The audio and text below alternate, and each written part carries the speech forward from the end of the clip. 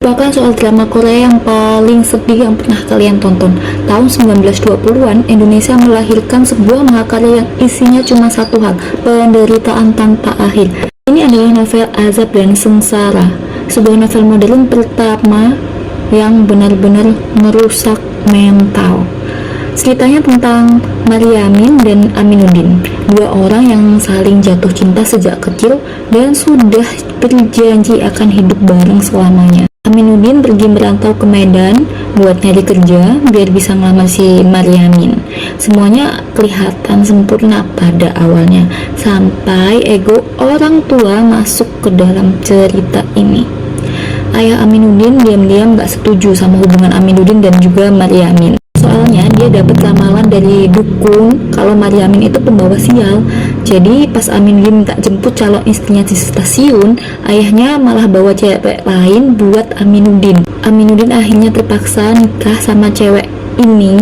Bayangin ya, Aminuddin terpaksa nikah sambil nangis. Sementara Maryamin gimana?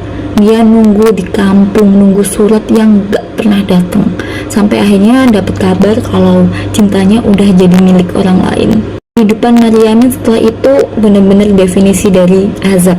Dia terpaksa nikah sama laki-laki kasar yang namanya adalah Kasibun, cuma buat nyelamatin kehormatan keluarganya dia. Dia disiksa sampai akhirnya kena penyakit menular dari suaminya, dan setelah itu dia cerai. Dia pulang ke kampung halaman dia dalam kondisi yang benar-benar hancur total. Dia meninggal dalam kesendirian dengan hati yang masih tertinggal di masa kecilnya bareng si Aminuddin. Kenapa Melari Siregar nulis cerita sekejam ini sih?